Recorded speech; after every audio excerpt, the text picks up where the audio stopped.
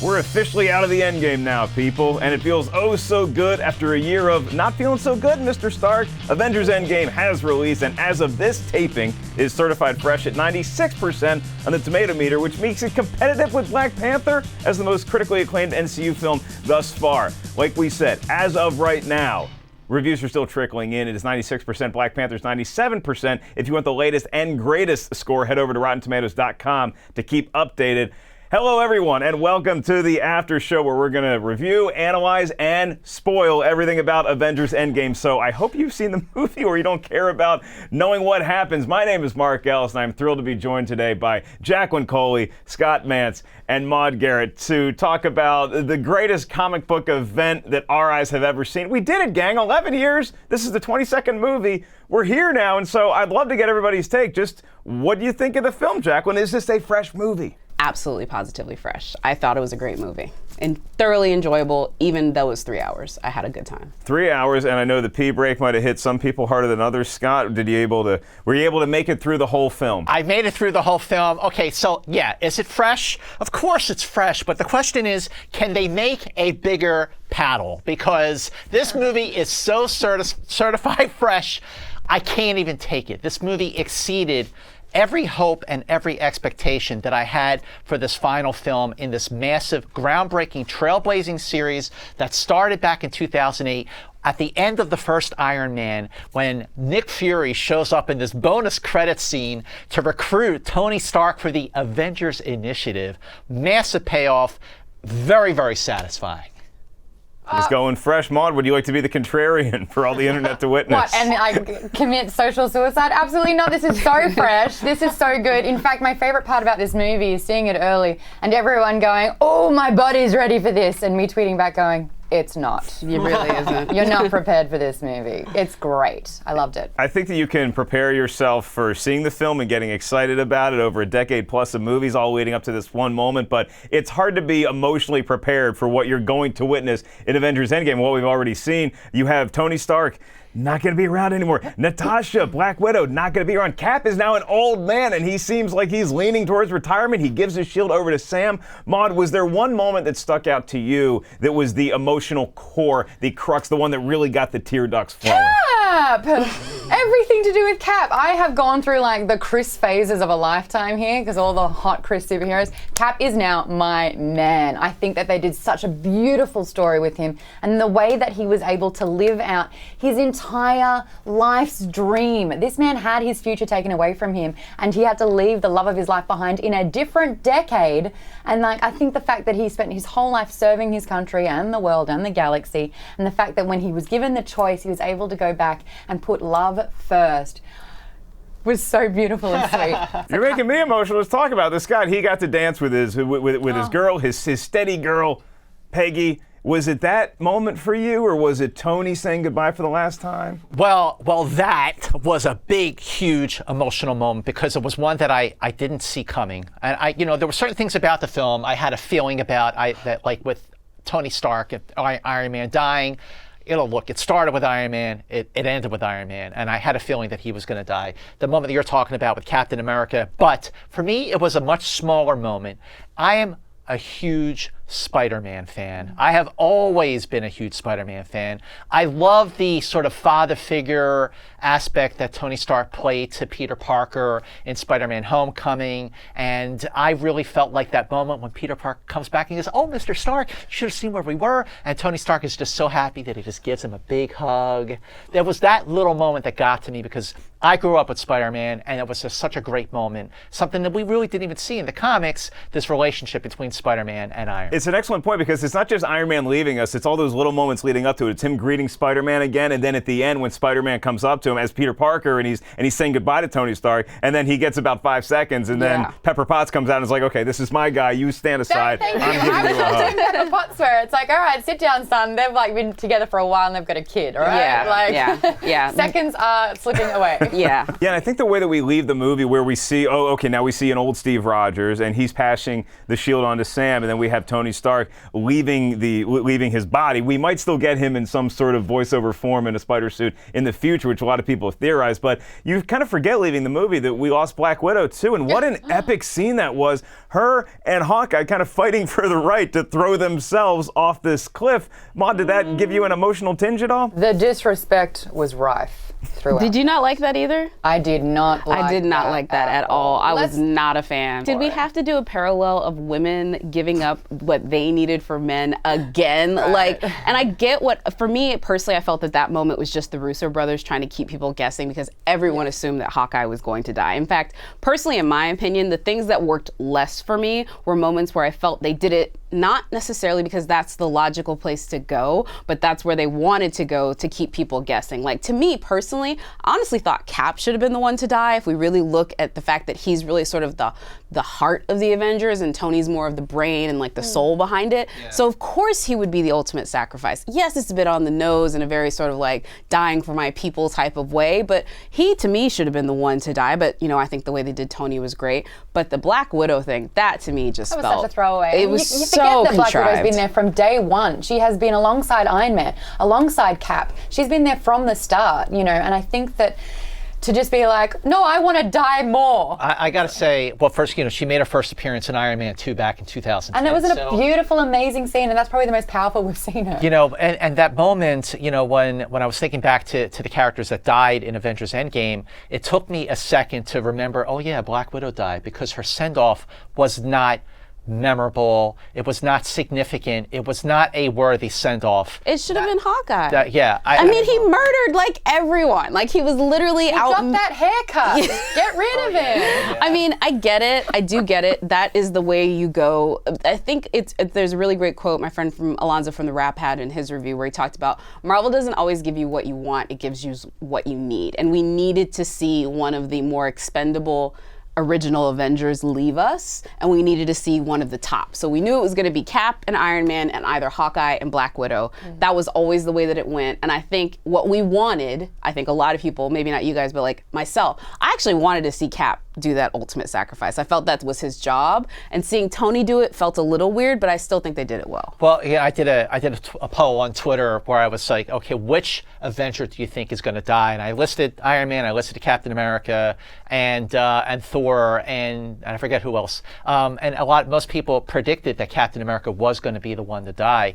You know, in terms of Marvel giving us what we need, this movie gave us a whole lot more than what we need. Because I mean, I definitely agree with your point about Black Widow. That was a wasted death. But there were so many other aspects of the film that gave us things that we didn't even know that we needed. Yeah. You know, things that were really, truly surprising.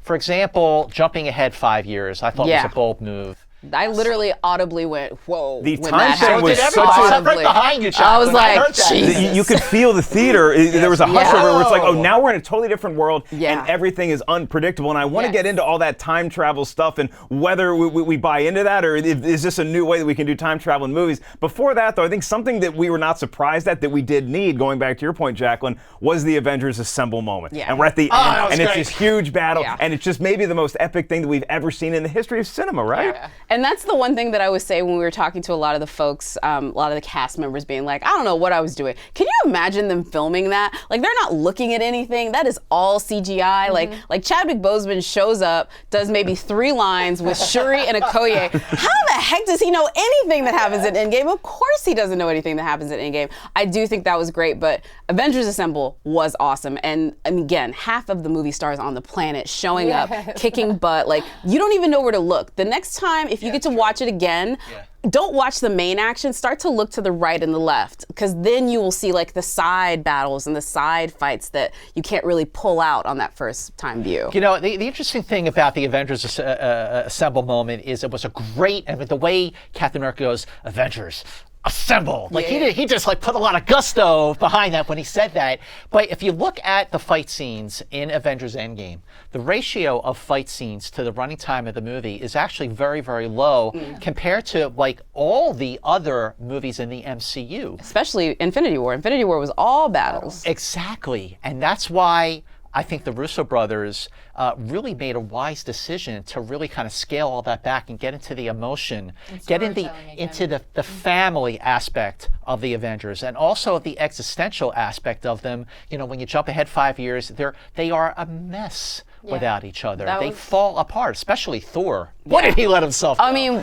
before we get into Lebowski Thor, which is definitely one of my favorite movies of it, but yeah, no, the thing I remarked about most was the cost of what these guys have to be these superheroes, and the cost, not that they felt on themselves, but the people around them. The cost on Pepper, the cost for, you know, Paul Rudd as far as like Wasp and leaving them. All of the ancillary people, the cost of his daughter, of, you know, losing that time with him. It's all of the side people that I think we got to see that, like, yeah, these guys are superheroes, but there's a monetary loss for them having to go and say, let's go save the world. And seeing like Tony after, you know, he loses for the first time, and Thor to me was the best one because, of course, the spoiled little rich boy prince who's never felt any adversity that he couldn't overcome. I mean, even in Ragnarok, he still somehow managed to win even though he lost. So when he first really gets beaten for the very first time and there's no way for him to magic or sort of like finagle his way out of it, of course it broke him, and of course it made him gain like 40 pounds. A bit too long though, don't you think? Huh? That I think lasted just a little bit too long. You think the entire battle scene went too long? I think Thor's demise and his like, you know, Suki moment just lasted a bit too long. I get it, Australians love beer, all right? That's what we do. I think this is some internalized shade. Like, truth be known, I feel you, because like there was a little bit much on how drunk he was, but yeah. Well, he was a drunken lunch, but by the time we get to that end Avengers Assemble scene, right, and we see him, it was really one of my favorite moments in that battle is watching him and Cap kind of trade, because now Cap can wield the hammer, and so Thor's like, no, you take the small one. Was there a moment to you, Maude, that you think about that final battle scene and you're like, that's the moment that I'm going to remember? It was a little bit like Avengers when we first saw them use the hammer and shield together. And like that for me was like, oh, what a beautiful use of the, you know, those two and their weapons. For me, what I noticed the most is the evolution of Captain America. And he's gone from not wanting to swear and be such a good boy to now dropping swear bombs the whole time. He's got not only his shield, which is like in pieces, but the hammer. This guy has gone from a very defensive character to a completely offensive character in every way. I think that when I look at the final battle scene here, I see the matriculation of the MCU in its entirety, because it starts out in Cap's there front and center and Tony's there, and then we have this, we're starting to lose and we're starting to have a lot of gunshot, and then all of a sudden the gun turrets just turn up and they start firing at something, and we're like, what the hell is this? And then it's Captain Marvel showing up. I think that was the most significant moment of that battle scene to me, because it turned the tide for our heroes, but it also entered into this scene where we have all of the women of the MCU starting to come forward and starting to beat the crap out of all these. It was a pretty seminal moment. Was it a little bit on the nose? But it was still a great moment. Like, was it trying too hard though? Absolutely. It was so female thirsty. Either give me a female Avengers or don't. Forget this teasy foreplay. Give me what we all want. We even asked the Russo brothers again about this female, you know, team up, and they know it's what people are yearning for. Again, granted, the biggest movie on the planet, I'm glad we got that 30 seconds or so. But yeah, it's a bit on the nose. She'll have help. Like, don't get me wrong. When it happened in the moment in the movie, I was like, yes, go Queens. But did Spider-Man say something? They said step aside. Yes, then they told him to step aside. Absolutely. Like, boys, this is not your fight. This is ours. I get it. But afterwards, I was like, I thought it was more successful in Infinity War when we saw, you know, because that felt more organic. This one did feel a little bit forced. And granted, it was because we essentially had a Deus Ex Machina with Captain Marvel. I mean, she literally kind of did that Thor moment, and I think the second time around, it didn't feel that. She came in like Damian Lillard did in the recent Trailblazers game. Now, as a sports fan, I can also say that seeing Black Panther take the Infinity Gauntlet and run with it, and then have him throw it over to Spider, seeing all our different heroes like have a time with the Infinity Gauntlet, and it's like their turn to protect it. I thought that was pretty cool too. You just liked it because it was like football. It was like football, running towards the goal line, and we finally scored a touchdown, and it was epic. But we did not get there in a linear fashion. We had to go back in time. We had to go to so many different dimensions. We had to go to a quantum realm to do this. The time travel aspect of it, Scott Mantz, I know you've seen a lot of time travel movies, and you probably are the perfect person to kick this segment off about the time heist, because you know the release date of every comic book movie ever made. How did the time travel element in this work for you? When they start going back in time, the movie doesn't just wrap up everything, it falls back onto its own legacy. It falls back onto the first Avengers movie, Thor 2. It falls back onto Winter Soldier, which up to this point was the best movie in the MCU. And the way it just fell back onto itself, and they redid some scenes and used some of the scenes from these past movies. Like, that's when I just went, okay, the payoff of using the time travel element is working. I'm all in. How much should it be employed going ahead in the MCU, Maude, if we are looking to the future of the MCU? That should not be a crutch. That should not be a, well, we did it wrong, zing. And I have the comparison with like video games. Do you remember arcade games back in the day? You had 3 lives and that's it, you know, so you'd progress Unless it was Contra, yes. And then it's like, you know, when you died, you were dead and you had to start again. Now you can save whenever you want, you can respawn, and so every mistake that you make, you just start again. And it really, like, it's not as fun. The stakes are removed from it. I just don't think it can be a crutch. I mean, yeah, time travel is an up, up, down, down, A, B, A, B sort of thing. But I will say this. If you think that it's not going to come up again, I'm sorry. 2 things are going to happen again. Somebody that died in this course of this thing is going to find a way to be living. Either it's Vision or, you know what I mean? Somebody that looks... Well, Gamora's already back pretty much. Well, Gamora's already... Yeah, exactly. A version of Gamora's already back. But there's going to be that. There's going to be resurrections. There's going to be time travel. This is comics. And at this point... nerds, because no one ever really dies. Yes, exactly. Do you think that there's a scenario, Scott, going forward where we could use this time travel aspect if we have this mission and the only guy for it is a Captain America, Steve Rogers in his prime? We go back, we say, hey, Peggy, can we borrow him for the weekend? I hope not, and here's why. First of all, because I agree with both of you, but also it diffuses, it deflates the significance of that plot device in Avengers Endgame. If they're going to do anything and bring it up again, then there has to be some sort of like, insurance policy where they can say, you know what, this was a one-shot deal. We can't do this again. So we mentioned a lot of the cool time travel moments, like Thor getting to reconnect with his mom, Tony Stark getting to reconnect with his dad, which was a great surprise, and one of the best Stan Lee cameos that we will see was getting to see Stan Lee as this anti-war protester. I love seeing Cap fight Cap. Yeah. And That was the best scene in the movie. It was cool. It was fun for me to watch Cap be a little disgusted with how much of a goody two-shoes, and I can do this all day. It's like, I get it. I know who I am. It was so fun to see him purge some of himself. And he goes, yes, that is America's ass. That was the best part right there. It was a good line. I was gonna say, Cap fighting Cap was cool. That America's ass, ass. Everyone's like, I love you 3000 is gonna be the thing. I'm like, no, it's not. America's ass is gonna be the thing that people are quoting from this movie. But okay, the Cap versus Cap fight. Here is a film, 22nd movie in the MCU. We've seen so many great battle scenes, so many great fights over these last 11 years.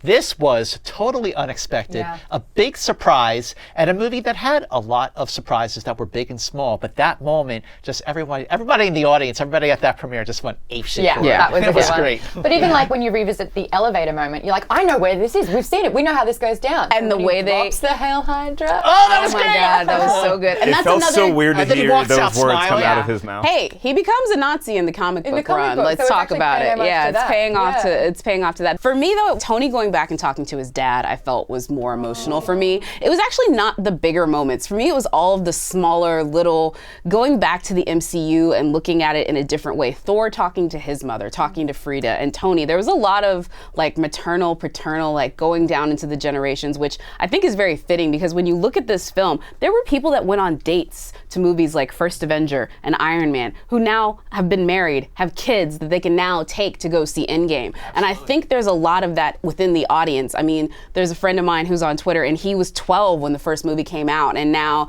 he's, you know, an adult covering it as part of like his job. So I think having something this long, that sort of like long storytelling, the big joy of it is people grew up not just with these movies, they grew up like alongside them and there's memories attached to their lives. So I think those kind of things were really great. And it gave us a lot of chance to see cameos from actors that we've seen. So it felt a little bit like the Seinfeld finale, except better. And it felt a little bit like the Family Guy episode where Peter and Brian go back to the very first Family Guy episode.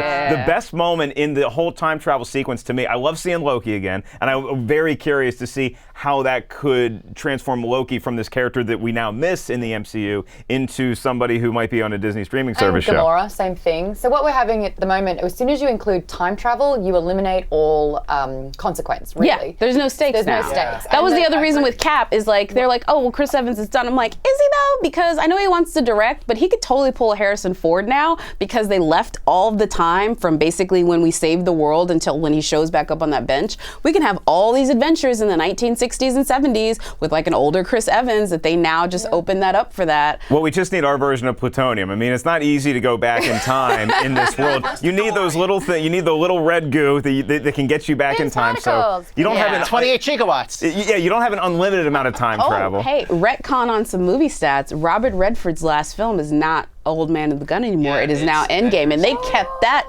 like quiet as church mice. Let me tell you, I was like, Robert Redford has another movie. Marvel, all these TV shows that are going to be on Disney Plus. Falcon's going to get his own show. I mean, all these Marvel characters who really didn't get a whole lot of time to shine in the films are going to. It's like Oprah. You get a Marvel show. You get a Marvel show. You get a Marvel show. The Disney Plus of it, I really think when we talk about the next chapter, if this is the first chapter in the MCU and it was a great chapter, the reason why the second one I think is going to be interesting and vibrant and is not going to feel tired is the Disney Plus of it all. The fact that they're going to be able to tell parallel linear stories, the fact that we're going to have total control over it. It's not going to be something at a different studio. It's going to be the opposite of what they tried to do with both the network shows and Netflix. Is that they kind of, there was a separation of power, and it's like, well, we'll tell our stories and we'll reference what's happening on the big screen, but the big screen does not have to adhere to anything, and now that's no longer going to be the case. So a lot of Disney Plus subscriptions were probably sold by this movie. And more importantly, not beholden to ratings. That's the main reason why I think that's important. I don't think they need to worry about that, though. They're about to make $1 billion. But this is the thing. But I mean, but when you look at Agents of S.H.I.E.L.D. and Agent Carter, and when you look at some of these other shows that had dips or didn't do as well, the reason why is because they were beholden to ratings, and people were like, oh, well, if it's not working, we'll cancel it. What was the show that got canceled? Inhumans. That wasn't a great show. But my whole point is, the Disney Plus of it, they can really control, we only want to have 6 episodes, miniseries of Falcon, and they could do that, And also, don't forget here that even though Black Widow died in Avengers Endgame, Scarlett Johansson is finally getting her own Black Widow movie. Yeah. So will that be sort of a... It is a prequel. They've said that it's a prequel. It is a prequel. Yeah, so... There you go. You can't have a solo female superhero movie without making a prequel. So it's interesting to talk about the time travel, right, in the movie, and then we talk about the future of where the MCU could go with this, because we still have a lot of heavy hitters. We still have Black Panther, we still have Spider-Man, we still have Captain Marvel, we have Doctor Strange, and like we said, all the Disney Plus services. But I think the last thing I want to get to in this review is the surprises that weren't maybe earth-shattering or changed the legacy of the MCU, but some fun stuff. Like, for an example, the fact that Hulk Professor Hulk is my dude. Now kind of the cool professor that you want to take a selfie with. Or was it chubby Wait a minute, Thor? though. But he's still... I do love how they also still made him the professor that doesn't get it right. Because remember, the Hulk is the Hulk because Bruce Banner messed up his experiment. And now Bruce Banner is the Hulk. And granted, he's a genius and smarter than, probably me and everyone that I know in the fictional world. But he still couldn't figure out time travel. And he still was messing that up. He's the failed experiment. But he had such a good sense of humor about it. He's like, we'll see if he Let's comes make back. a baby. No, but let's not. You know what, Jacqueline, you talk about how Captain America becoming a Nazi was a nod to the comics. And the Hulk having Bruce Banner's brain was also a nod to the comics in the 80s. That actually happened. Mm-hmm. And I thought, just like Chris Hemsworth had a chance to evolve playing Thor by adding levity and humor to it, to have Mark Ruffalo, I mean, he did in Thor Ragnarok, but especially with this movie, adding so much levity, because how many times are you going to say Hulk smash? Mm-hmm. So this was a great way, and putting the glasses on, he's like, oh yeah, I'm wearing a shirt finally. I thought that was awesome. Yeah, especially when you consider what we saw in Infinity War. He had his Suki moment in that one where he was just like, I got defeated, and so I'm not going to do anything all movie. Yeah. We saw this new dimension of him, which was just so fulfilling, I feel. Yeah, it's like the fact that these characters that we've known for decades is still evolving, and we're getting something new each time. Absolutely. I feel like it would only take Thor about a week to get back in shape, but do we want to see Lebowski Thor in a Guardians movie, or are you done with Lebowski Thor? You want him to go back to... I was done 15 minutes into it. You thought the joke went on a little too long? Because you think Chris Hemsworth's really hot and you don't like seeing him like that? Or I'm absolutely not that shallow. It is the fact that it was a disservice to his integrity as a character. I honestly think that he is an Avenger. And it's like he got the opportunity to avenge and to go back and, But he's fix also like things. a spoiled little rich kid and privileged, and I could totally see people the first time they face adversity a lot of times do not handle it well. And I think that that's very true. his self-destruction, as someone that eats a little bit too many cookies after the wrong breakup, I feel Thor in that moment. I feel him a lot, and I can see how it broke him. When you go through a period of grief, of immense loss, it takes some people a little bit longer to get their act together and get back on their feet. And usually, to say this, what it is like the more adversity you have, maybe even at a young age or like early on, the better equipped you are to deal with it. Like, and I just don't think he was well equipped to deal with it. So like how draggy and awful it was, I think that's the reason why. Like had he had a little bit more, like look, Cap was Cap. He was a little skinny guy that was getting beat up everywhere he was. He just comes back for more no matter what. Yep. Thor, who messed with him for more than like, a 20-minute runtime, Well, look, I'll tell you all this. If you told me a week ago that the biggest debate topic on Avengers Endgame would be, do we like Lebowski Thor or not? I would be a little shocked, but that is going to do it for this episode of the After Show. I do want to throw it to my panelists just very quickly. Give me a one-sentence kind of encapsulation of everything that Avengers Endgame meant to you. I'll start with you, Maude. This is the perfect way to say goodbye to 21 previous films and storytelling, and the respect that they showed characters in this was just so well done that it is almost the perfect movie to see. Tough act to follow, Scott. Tough act to follow. I'm gonna build on your case there by saying that what we have seen now with this Marvel Cinematic Universe, these 22 films, these last 11 years, is unprecedented in the history of Hollywood, in the history of movies. Even going back to 100 years, 80, 90 years to the days of RKO and Warner Brothers, and 20th Century Fox. Like, Hollywood has never seen the likes of what we have now experienced. And that is a tip of the hat to the vision, the bold vision of Kevin Feige, the president of Marvel Studios and the producer of these films, like the way he built up to Phase 1 and the Phase 2, and he's moving around all the different standalone films like chess pieces, and you have Thor showing up or you have the Hulk showing up in Thor Ragnarok, you have Iron Man showing up in Spider-Man Homecoming. It is, we're in it, so we don't have the perspective yet, but we are still in the middle of something that is unprecedented in the annals of Hollywood. Jacqueline, you did wear a funeral dress to the premiere of Avengers Endgame. And let's be honest, we buried some bodies, and I loved it. But I'll put it to you this way: I want to leave you with things that the MCU did, and one of them is really interesting.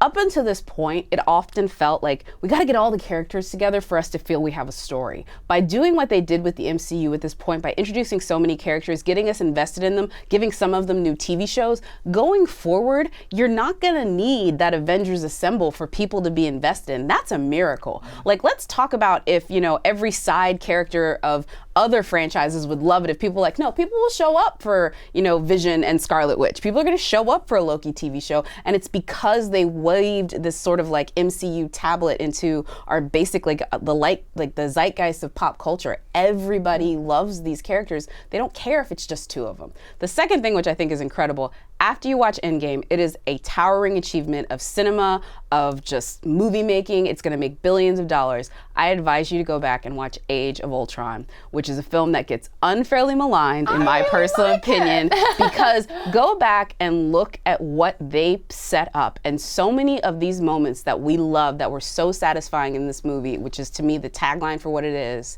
were set up in Age of Ultron. We got Wakanda, we got Cap chugging the hammer a little bit, and that's how he knew that they were gonna do it. Watch that. Literally, when you leave Endgame, go back and see. That is when the MCU became the MCU. I completely agree. And when you're watching Endgame, you realize that everything that came before in these 21 movies, big moments, small moments, everything had a purpose. Yeah. And if you've been paying attention like you were, then you will be duly rewarded over and over again. But my question for you, if I can just take over for 1 second here, is where does Avengers Endgame rank in these 22 MCU movies? Scott, where would you put it? Time. That perspective is going to have to be saved for another day. I think it's probably my top 5 or my top 10, but like Professor Coley just gave me homework, now I have to go watch Avengers Age of Ultron. You do. I think regardless of where you rank this movie in your favorite MCU films of all time, I think that a huge shout out has to go to you, the fans, because y'all are the reason why these movies continue to get made, because you support them so fervently, and we'd love to hear from you on this vid right now. So comment, let us know your thoughts on Avengers Endgame, and this is the spoiler talk, so have at it, let it rip. Let us know what you loved, what you didn't love, what your favorite moment was, what you thought maybe could have done a little bit better, and make sure you guys subscribe right here and click that bell. It'll give you an alert every time we have a new one of the after shows coming up on a future Saturday, because there's a lot of big movies coming up this summer. We cannot wait to share our thoughts with all of you. For Maude Garrett, Scott Mantz, and Jacqueline Coley, I'm Mark Ellis. We'll see you guys soon on the after show.